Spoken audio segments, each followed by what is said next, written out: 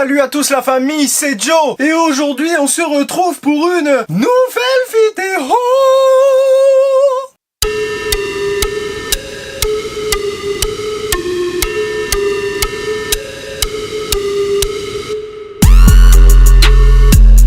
Et ça fait effectivement longtemps que j'ai pas posté de vidéo sur YouTube, tu vas me dire Roberto. Bon, tu sais, Johan et la régularité, ça fait deux, hein. Tu sais, j'ai du mal à poster des vidéos, j'ai du mal à m'organiser.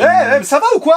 Le barbecue, super. Et aujourd'hui on va évoquer un sujet qui fâche, un sujet un peu moins enfantin que d'habitude, un sujet un peu moins politique, un peu moins débat que d'habitude. Et oui les gars, les auto-écoles, et plus particulièrement le permis de conduire les gars. Et vous allez effectivement vous demander Johan, mais qu'est-ce que tu peux raconter sur le permis de conduire? Tu vas vraiment copier tous les autres? T'es vraiment un sacré copieur, t'as aucune personnalité mec. Calme-toi mon grand, calme-toi. Je vais juste vous faire part de la grande expérience. Et vous allez comprendre pourquoi je dis grande expérience que j'ai en termes d'auto-école et de permis de conduire les gars. Alors à ce niveau-là, la famille, je pense être le mieux placé pour pouvoir parler des auto-écoles. Vraiment. Parce qu'au niveau vert, t'es pas mûr. Mais j'en ai vu des milliers, des milliards, des billions et des billiards. Je vais raconter ça sous forme d'anecdotes que j'ai vécues sans évidemment citer de nom ou citer d'endroits où j'ai passé mon permis, où j'ai passé mon code de la route, effectivement. Non, parce que sinon, on va pas faire repérer les gens. Ils ont quand même un travail, un boulot, ils ont une famille à nourrir, quoi. À un moment donné, faut s'arrêter, faut se calmer. Jean-Louis! Oh mais super, on y va ou quoi? Et petit aparté la famille, vous allez vous demander pourquoi à chaque fois j'interviens avec Jean-Louis. Mais Jean-Louis, c'est très simple, Jean-Louis est un personnage tout droit sorti de mon imagination, il y a personne, là juste là à droite il y a personne. Salut, ça va ou quoi? Non, il y a personne. Revenons maintenant à nos moutons, on va parler des auto-écoles. Qu'est-ce que ça engendre? Combien cela m'a coûté? Combien ai-je déboursé pour passer mon permis de conduire? Combien de fois je l'ai passé? L'ai-je réussi? Ou au contraire, ai-je échoué? Vous allez le savoir dans quelques secondes.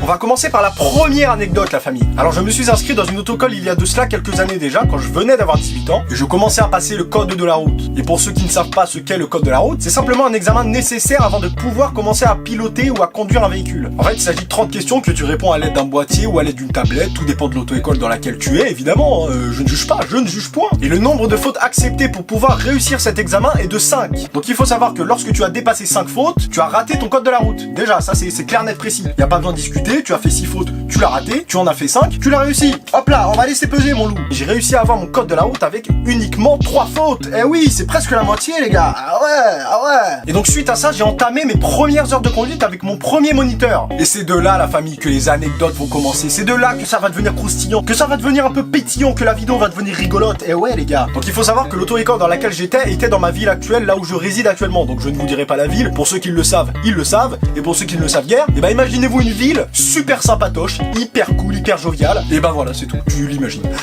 Super, ça va, yes. Et donc les heures de conduite se passent et s'enchaînent au fil du temps. Voilà, je conduis, je pilote, je passe la première, je passe la deuxième, je passe la troisième, j'embraye, je débraye, je mets mon clignotant, je regarde mon rétro, et super et tutti quanti. Il faut savoir que mon moniteur à l'époque adorait faire des choses hyper bizarres. Du genre, pendant mes heures de conduite, il m'emmenait à Franprix pour que lui puisse acheter ses courses. Pouce, salut, c'est Joe en voix off. Je tiens juste à te dire, toi là, le Golio qui vient de faire cette énorme erreur. On dit pas acheter ses courses, on dit faire ses courses. T'es allé à l'école dans des toilettes publiques ou quoi? Allez, vas-y, je te laisse continuer.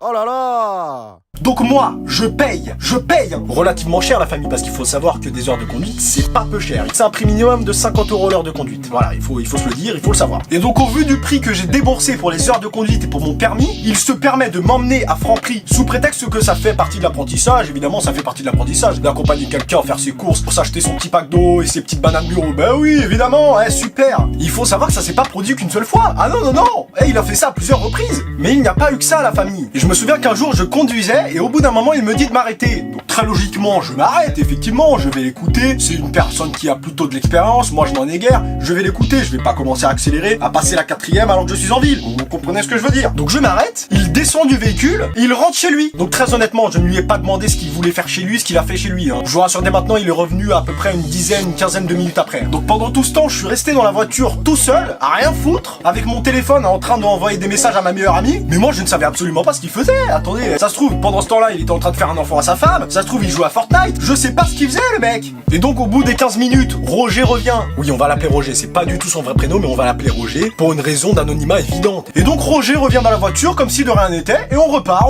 et on rentre à l'auto-école. Moi, je rentre chez moi après PPR, comme si de rien n'était. Au moins, à la limite, si tu veux rentrer chez toi, propose-moi de venir boire un verre. Propose-moi de faire une petite partie de FIFA, mon pote. Mais je sais pas, qu'on rigole un peu tous les deux, quoi. Et si je vous parle de ça, la famille, c'est que ça s'est pas produit qu'une seule fois. Il faut savoir que ça s'est produit vraiment plusieurs fois. Et donc, il faut savoir qu'au vu de toutes ces anecdotes assez bizarres, parce que oui, il y en a encore plein d'autres, hein, mais je vais pas toutes vous les évoquer, parce qu'elles sont toutes aussi folles que les précédentes, il faut le savoir ça. Donc il faut savoir que mon premier examen du permis, je l'ai passé au bout de mes 30 premières heures de conduite. Et malheureusement, à la fin de ces 30 premières heures, je n'avais toujours pas fait de voie rapide. C'est carrément anormal, au bout de 30 heures, ne pas avoir fait de voie rapide, ni de nationale, ni d'autoroute.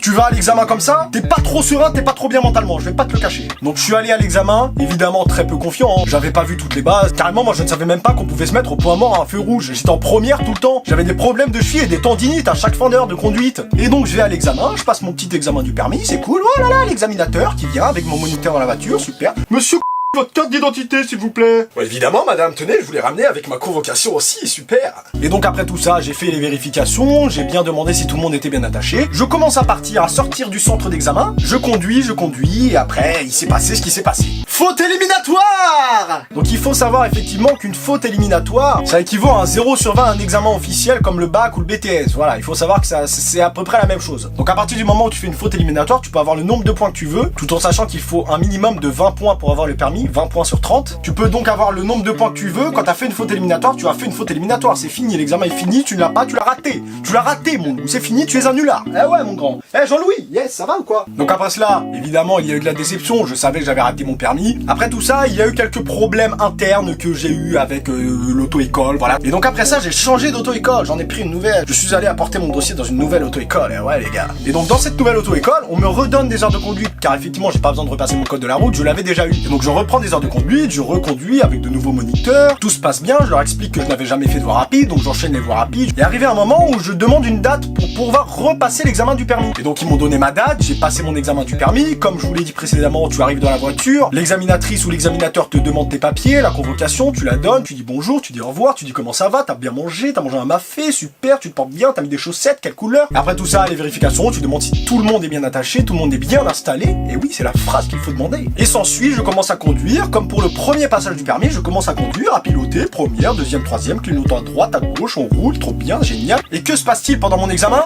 Deuxième faute éliminatoire! Et donc oui, je vous l'ai expliqué précédemment, encore une faute éliminatoire, pas d'examen, j'ai raté mon permis pour la deuxième fois, c'est génial, super. Donc là pour le coup il y avait vraiment pas d'excuses de je n'ai pas fait d'autoroute, je n'ai pas fait de voie rapide, je n'ai pas fait de créneau, je n'ai pas fait ci, je n'ai pas fait ça. J'avais l'expérience nécessaire, je me débrouillais plutôt pas mal mécaniquement, mais cette fois-ci c'était une faute de concentration. J'étais pas trop bien, peut-être un peu trop concentré, et trop de concentration tue la concentration et on en fait des bêtises quoi. Et donc je commençais à m'habituer à l'échec évidemment, j'ai raté mon permis pour la deuxième fois, c'est super, c'est génial. Suite à ça je reste dans cette auto-école, cette fois-ci je n'ai pas changé, non, je reprends des heures de conduite car il est nécessaire de reprendre des heures de conduite. Donc après avoir repris ces heures de conduite, je demande enfin une troisième date pour pouvoir repasser mon examen du permis. Et je me souviens très bien, car c'était il y a pas si longtemps que ça, la date de mon examen était le 10 décembre 2018, donc ça remonte à il y a quelques mois en arrière. Donc je le passe dans une nouvelle ville cette fois-ci, un centre d'examen différent, des examinateurs différents, donc je le passe, je me sens plutôt pas mal dans ma tête, plutôt pas mal mécaniquement, tout va bien. Et cette fois-ci, j'ai eu mon permis! Et donc oui les gars, voilà, je l'ai raté 2 fois et la troisième c'était la bonne. La troisième j'ai réussi à avoir mon permis. Et ouais, bim, qu'est-ce qu'il y a? On m'appelle comment les gars? On m'appelle pilote. Donc voilà la famille, après vous avoir raconté un peu mes anecdotes, mon ressenti, ce que j'ai vécu quand j'ai passé mon permis, mon code de la route et tout ça. Je vais un peu vous faire de la prévention car je pense qu'il est nécessaire que j'informe un peu les gens par le biais de vidéos YouTube, que je puisse potentiellement toucher un public qui ait envie de passer son permis prochainement ou qui l'a déjà passé. Donc voilà, il faut savoir que le permis de conduire, le code de la route, l'examen du permis, c'est un certain coût. Faut savoir que ça va vraiment pas vous coûter en dessous de 1000 €. Et si ça vous coûte en dessous de 1000 €, faut vraiment faire très attention aux clauses, très attention au sérieux de l'auto-école, au sérieux de ce qu'il présente, parce que moins tu payes logiquement et plus ça sent un peu la panade. Et des fois c'est pas le cas non plus, des fois plus tu payes et plus c'est la panade, hein. Il y a des auto-écoles qui veulent littéralement nous couiller les gars. Donc tout ça pour vous dire qu'il faut faire attention aux auto-écoles, attention à ce qu'ils vous présentent, ce qu'ils vous proposent, parce que c'est vraiment pas quelque chose à prendre à la légère, c'est un certain coût, c'est peut-être vos parents qui vont débourser tout ça pour vous, ou c'est peut-être vous qui allez vous payer votre propre permis, et ça fout un peu les boules de devoir débourser plus de 2000 € dans un permis que tu mets du temps à avoir, et au final tu te rends compte que t'aurais vraiment pu l'avoir dès le début si t'avais bien été entouré, bien été encadré. Donc voilà, il faut savoir aussi que le permis c'est un examen comme un autre, hein. Vous avez passé le brevet, vous avez passé le bac, le BTS, les masters, et j'en passe et des meilleurs. Il faut savoir que c'est aussi un examen, que ça fait stresser tout le monde, c'est tout à fait normal. Et pour ceux qui hésitent encore à passer le permis et à se dire oui je n'en ai pas forcément besoin, j'habite en région parisienne, il y a les transports en commun qui sont juste à côté de chez moi, j'en ai vraiment pas besoin, je travaille juste à côté de mon domicile et tout ça, pour plus tard ça va vous servir et ça vous évitera de le passer quand vous aurez 25 ans, 26 ans, 27 et peut-être des fois plus. Et voilà la famille, après avoir fini sur ce petit message de prévention, sur cette petite vidéo avec ces petites anecdotes des familles, et évidemment le petit dicton de la fin de de la vidéo, n'oubliez surtout pas, lâchez votre petit pouce bleu des familles si la vidéo vous a plu, de la partager à des personnes qui ont peut-être envie de passer le permis ou qui sont en train de passer le permis. Abonnez-vous, commentez si vous avez des choses à dire, des réflexions, des revendications, si vous avez envie d'ouvrir un débat dans les commentaires, je suis preneur. On va ouvrir le débat et je vais y répondre avec le plus grand des plaisirs. C'était Joe la famille, la bise.